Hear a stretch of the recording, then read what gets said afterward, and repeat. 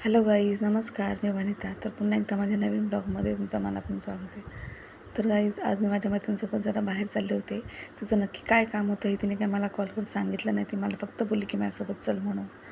Finally तिथे आली आणि तिने ओलो बुक ऑलरेडी केला होता.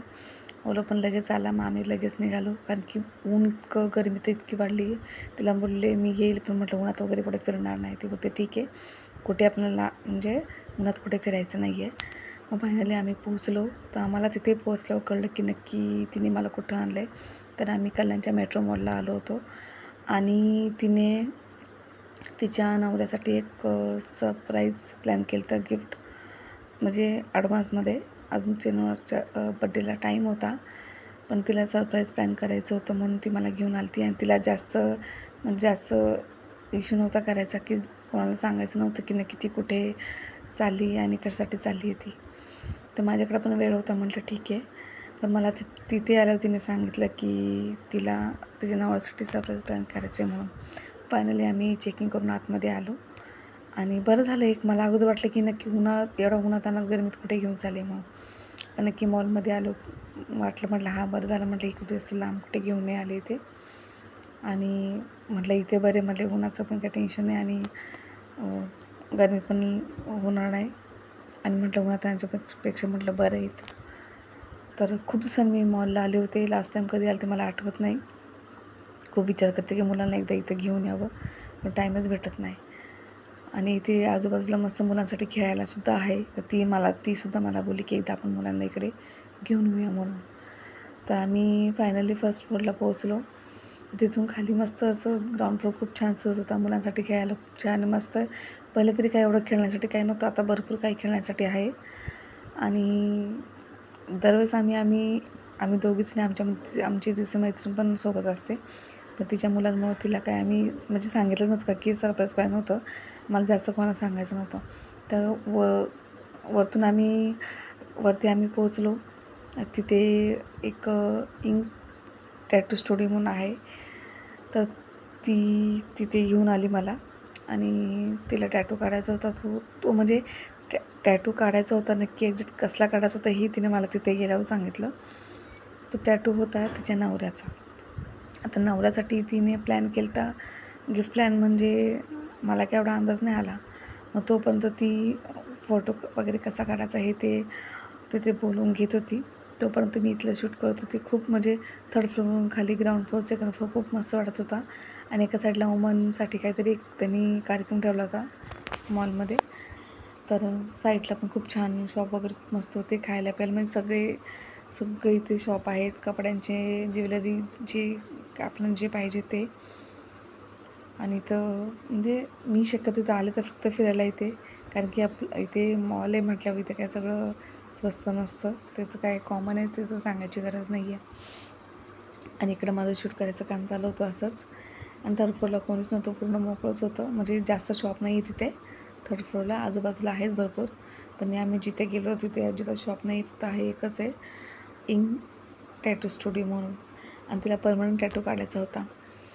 तर आम्ही ना फायनली म्हणजे तिथे काही जास्त कस्टमर नव्हते. आम्हीच एक तिथे गेलो होतो कस्टमर. बाकी नंतर आले ते भरपूर, 1-2 जण आले होते. मग ती फायनली टॅटू काढायला बसली. ती मला बोलली इथंच बस. आता असं मला वाटलं की बाबा आता ही टॅटू काढते, नॉर्मल होतं. मला काय वाटलं नाही. मला म्हटलं ठीक आहे, तिने ऑलरेडी पण पहिले टॅटू काढलेले आहेत, त्यामुळे म्हटलं काय नाही, तिला एवढा काही त्रास होणार नाही. आणि मीही कधी असं टॅटू काढताना कधी बघितलं नाही आहे. तर म्हटलं ठीक आहे. मग मी पण तिच्यासमोरच बसले. टॅटू कसा काढतात त्याने फायनली स्टार्ट केलं टॅटू काढायला. आता नवऱ्याचा फोटो होता म्हटलं, तो टॅटू पण मोठा हातावर म्हणजे हातभरच येणार. आणि मग फायनली तिने टॅटू काढायला स्टार्ट केलं. त्यात पण त्याने जेव्हा स्टार्टिंगला टॅटू जो पहिले छापा काढतात हातावर, त्यानंतर त्याच्यावरती टॅटू काढतात. तो जेव्हा छापा काढला तो थोडा तिरका आला. मग तो छापा काढल्यानंतर त्याने परत तो रिमूव्ह केला तो छापा. तिचा हात बरोबर बसला नाही की काय माहीत नाही, थोडा तिरका आला होता. आता परमनंट म्हटल्यावर ते आपण सारखा रिमूव्ह नाही करू शकत ना, त्याचा त्रास पण तेवढा होतो.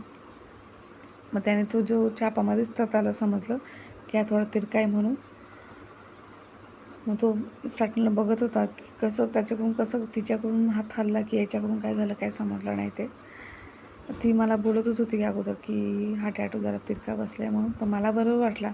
आता असं सरळ हात केल्यावर कळत नाही ना की कसं काय म्हणून. मग त्याने नीट बघितलं तर तो टॅटू तिरकाच होता.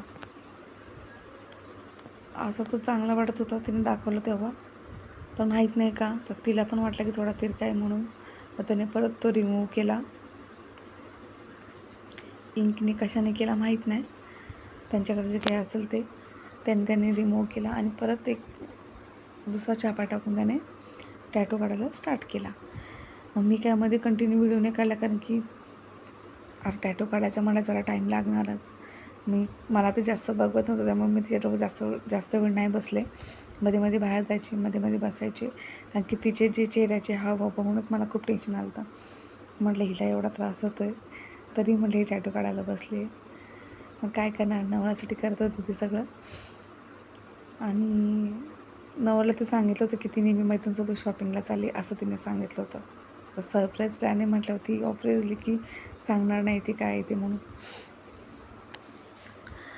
मग त्याने स्टार्ट केला टॅटू काढायला. अर्ध्याच्या वर आलं तर तिच्या चेहऱ्याकडे बघूनच मला टेन्शन आलं होतं, कारण की तिचे मध्ये मध्ये डोळे भरून येत होते.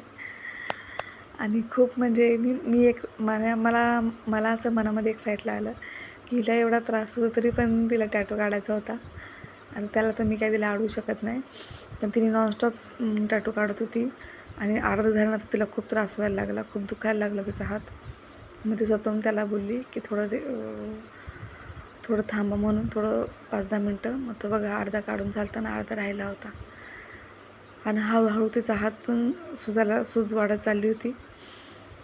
मी म्हटलं कसं तू सहन करते. आणि ते जो टॅटू काढतो ते टॅटूचं बघूनच मला टेन्शन आलं होतं. ती बारीक सुई म्हटलं किती टोचत असेल. तर तिच्याकडे मला सारखं बघून खूप टेन्शन आलं होतं. मी सारखी बाहेर जायचे, तिला बघायला नकोच म्हटलं. तर ती मला सारखी बोलत होती. बाहेर पण कस्टमर होते, त्यामुळे त्याने मध्ये ब्रेक नाही घेतला, फक्त एकच ब्रेक घेतला होता, कारण की तिला खूप त्रास होता आणि तहान पण खूप लागली होती गरमीमुळे. त्यामुळे फक्त 5 मिनिट त्याने ब्रेक घेतला होता. नाही तर ती नॉनस्टॉपच काढत होती. आणि मीही मध्ये मध्ये एक माझं शूट करत होते व्हिडिओ. त्यानंतर मध्ये मध्ये मीही बाहेर जात होते. मला सगळं टॅटू होत आल्यानंतर मी तिला बोलले की झालं का मला आवाज, मी बाहेर आहे म्हणून, कारण की तिथे जागा छोटी होती, बाहेर कस्टमर होते. तुम्ही मला तिथे बसायला जागा नव्हती. सुरुवातीला होती, पण नंतर कस्टमर आल्यानंतर मीच बाहेर आले. म्हटलं माझं काही तिथं काम नाही आहे. तिला म्हटलं होत आले का मला आवाज दे म्हणून. तिला मानलं पाहिजे की तिने एवढा वेळ, छोटा एखादा टॅटू, छोटं काही डिझाईन किंवा असलं का त्याला जास्त वेळ लागत नाही. पण हा चक्क फोटोला तर एकदम बारीक बारीक डोळ्यांचं, नाकाचं, तोंडाचं सगळं म्हणजे बारीक बारीक काम असतं. त्यामुळे त्याला किती वेळ लागला असेल. मी जेव्हा तिच्याकडे बघायची ना, अक्षरशः मलाच खूप हे वाटायचं की म्हणजे माझ्या पूर्ण अंगाला काटा उभा राहायचा की कसं सहन करते ते. फायनल टॅटू होतच आला होता, कारण की बाहेर दुसरे 1-2 कस्टमर बसले होते, त्यांनाही काढायचे होते. मग फायनली सगळं काढून झाल्यानंतर तिचा ऑलरेडी हात खूप सुजून असं एकदम सूज अशी फुगून आला होता वर. पूर्ण टॅटू काढून झाल्यानंतर खूप छान वाटत होता. ती मला बोलत होती कसा वाटतोय. म्हटलं खूप छान वाटतोय. पण अजून पुढे आम्ही पूर्ण क्लिअरली बघितला नव्हता. आणि जेव्हा तो असं त्याच्यावर असं तो टिश्यू पेपरने पुसायचा, तेव्हा तिला अजून त्रास व्हायचा, कारण की स्किन तिची अशी ओरली जायची म्हणून. त्याच्यामुळे तिला खूप त्रास होत होता. त्यानंतर त्याने फायनली टॅटू पूर्ण कंप्लीट केला आणि तेव्हा तिला बरं वाटलं, बाबा हां आता झालं, टॅटूचं काम झालं. कारण की फोटोमध्ये कसं खूप बारीक काम असतं आणि दुसऱ्या काय डिझाईन असल्या का त्याला जास्त वेळ लागत नाही, त्याला जास्त त्रासही होत नाही. फायनली तिचा टॅटू, तिच्या नवऱ्याचं बड्डे गिफ्ट सरप्राईज रेडी होतं आणि खूप छान, मलाही खूप आवडला टॅटू, खूप मस्त काढला त्याने. फायनली तिच्या नवऱ्याचा फोटो रेडी, बघू शकता परफेक्टली आला आणि खूप छान वाटत होतं तिच्या हातावर, खूप मस्त वाटत होती. मला बोलली कसं वाटते, म्हटलं खूप छान वाटतंय. एका साईडने अगदी बोलते, वाटते का बोलते फोटो नवऱ्याचा, म्हटलं ऑब्व्हियसली वाटतंय. म्हटलं शेवटी फोटो आणि टॅटूमध्ये फरकच असणार.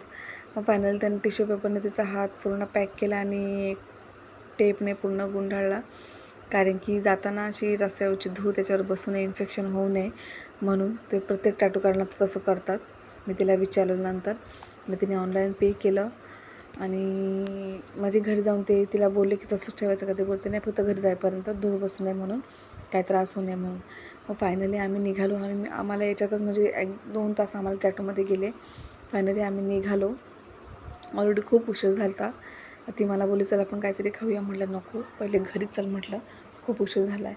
मग फायनली आम्ही निघालो आणि निघत्या वेळेसच तिने ओलो बुक केला होता आणि फायनली आम्ही बाहेर आलो. आता आतमध्ये असं वाटत नाही, बाहेर अंधारे वगैरे काय असं जास्त नव्हता अंधार वाटला, म्हणजे 5-6 5:30-6 वाजले होते आम्हाला निघायला.